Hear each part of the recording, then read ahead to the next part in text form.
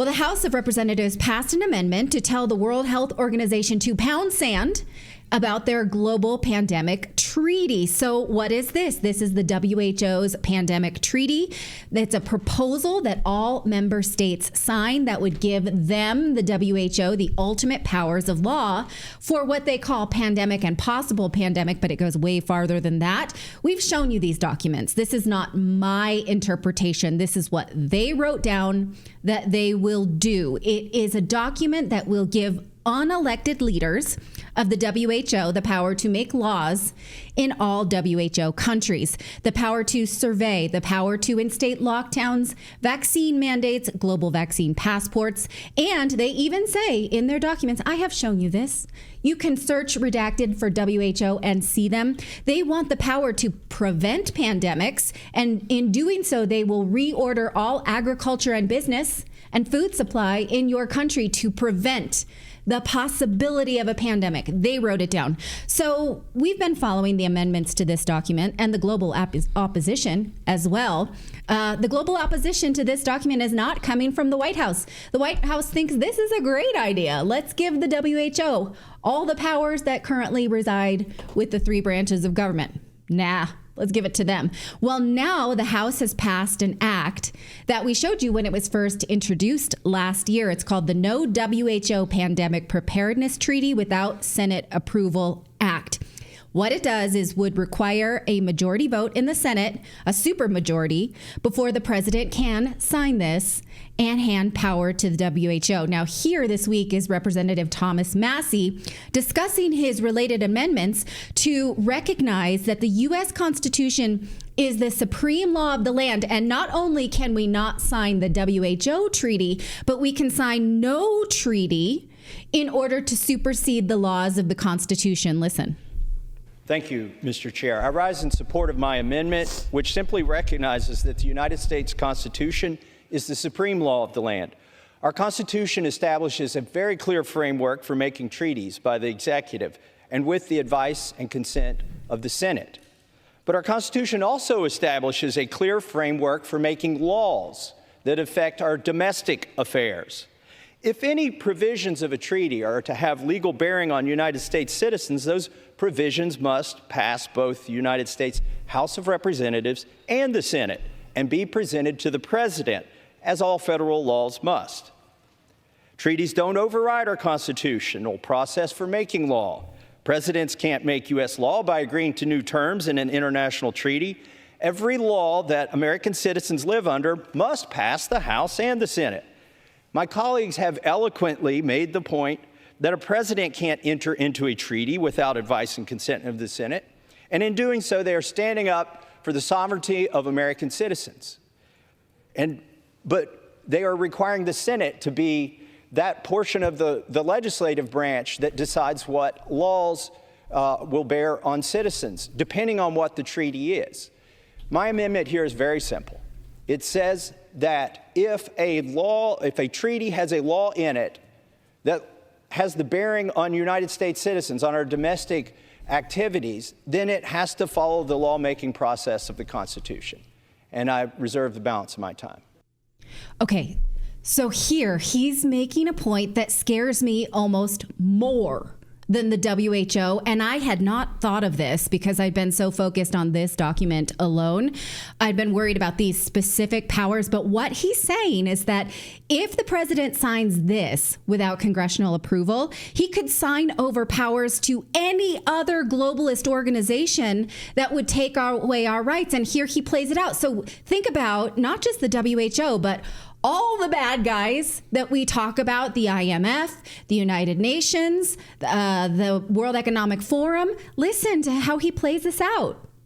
You know, the bulk of my speech in support of my amendment actually doesn't come from me. It's going to come from Alexander Hamilton, who described in Federalist 75 the treaty-making powers of the executive. He states, its objects are contracts with foreign nations, which have the force of law, but derive it from the obligations of good faith. And this is the most important part. They are not rules prescribed by the sovereign to the subject, but agreements between sovereign and sovereign. The power in question seems therefore to form a distinct department and to belong properly neither to the legislative nor the executive. The qualities elsewhere detailed as indispensable in the management of foreign negotiations point out the executive is the most fit agent in those transactions, while the vast importance of the trust and the operation of treaties as laws plead strongly for the participation of the whole or a portion of the legislative body in the office of making them. So what's he saying here?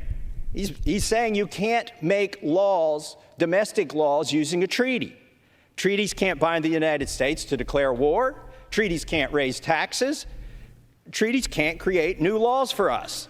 And the United States should not take part in international institutions that erode our sovereignty. Congress should not legitimize blatantly unconstitutional notions that agreements that come out of these institutions supersede the Constitution of the United States.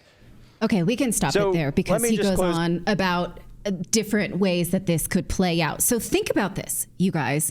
If we can hand over laws under the auspices of emergency to the WHO, we can do that for any unelected globalist body. So I was just kind of spitballing today, and I came up with this list of a nightmare of globalist powers being taken from the United States and put into these treaties or these organizations that we do not vote for. So if we can do this, could we sign over the right of NATO to supersede gun control in our own country? Absolutely, we could. Yeah. Could the IMF treaty supersede our monetary policy and instate global currency?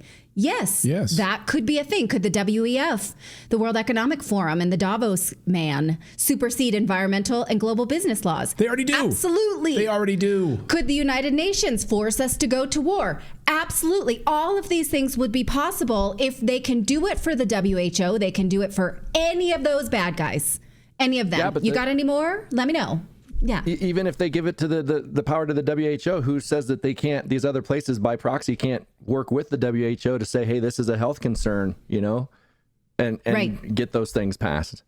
Yes. Yeah. It all comes in a Trojan horse of emergency. We know this. Mm-hmm. All power grabs come inside the Trojan horse of emergency. So this is terrifying. And if you can think of any other globalist organization that can present us with an emergency treaty and therefore take powers in many countries at once and supersede local laws, let me know. This is an exercise that we should have done a long time ago, and I didn't think to until Thomas Massie published this speech. And yikes. Crap. Okay, so let's check in on where this pandemic treaty is currently. There was originally going to be a vote on this treaty to put it into law in May of 2024, but so many countries opposed it that the WHO says they'll have a new proposal hammered out in 2025. You can thank leaders from Japan, Slovakia, Australia for tanking these talks. It was not the United States that pushed back against this treaty. Joe Biden was ready to sign on the dotted line, and there's nothing to make us think that Kamala Harris would not also do this. But would the law that passed the House now pass the democratically controlled Senate? Who knows? But if the vote this week is a template, then probably the House would not. Democrats are not that concerned with civil liberties other than the right to have an abortion. Only 4 Democrats voted in the House for this. Here's the roll call of the House vote that happened this week. So you see Republicans voted in unity, not to have any pandemic treaty without congressional approval. The Democrats, only 4 of them cited. So they don't give a crap at all. Here are the 4 Democrats. At least you can have their names, who were brave enough to say, yeah, we don't like this. We think that Congress should be involved in agreeing to the WHO. But look, silver lining is that all of our yelling and screaming has got somewhere. People are paying attention. There are now major roadblocks to the WHO grabbing this power in all, I think, 194 member states.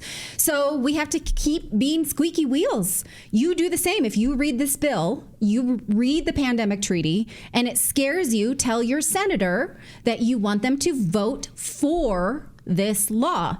If you read it and you're fine with it, do nothing, I guess, but then don't complain when you have to live under imperial credits, when the empire is in control and not your locally elected government. And instead you live under the Sith Empire. It's no secret the media has a massive liberal bias since they cover up specific liberal narratives that fit within these liberal narratives right now. They push this stuff on us. They ignore tons of important issues. That's why they're out of touch with what matters to ordinary people. That's where our sponsor, Ground News, comes in. We use Ground News every morning as we're prepping for the show because it's very simple to do. Just use that QR code on your screen and you get 40% off unlimited access. What's cool about it is if there's a story you're researching, Ground News basically gathers related articles from around the world in one place so you can compare the coverage to figure out the spin on any particular media story. So you have all the liberal media this morning telling you that all of the stuff you heard last night was true or false or whatever. They're going to spin it on you. And the same from the Republican side. And then you can go to Ground News and you can actually get a closer look at whatever it is, whether it's President Trump's assassination attempt or the debate last night. Ground News gives you instant access to more than 700 articles, hundreds of them reporting all over the world with context on each of the publication's political bias, so you can see where their biases are, all of that. It's really great. So you can see, the USA Today. USA Today is pretty much like a garbage newspaper, right? So is ABC News. They downplayed the shooting of President Trump during the assassination attempt. Then they had the Irish Times. Then they went as far as victim blaming. And they said, it might even help Trump win the White House. So you have all these different sources on all of these things. So use that QR code on your screen right now, and you can help see through the mainstream media narratives. Or you can go to ground.news/redacted. Get 40% off unlimited access to Ground News. It's great. I have it on my phone, have it on my tablet, and use it on my browser every morning as we're prepping for the show.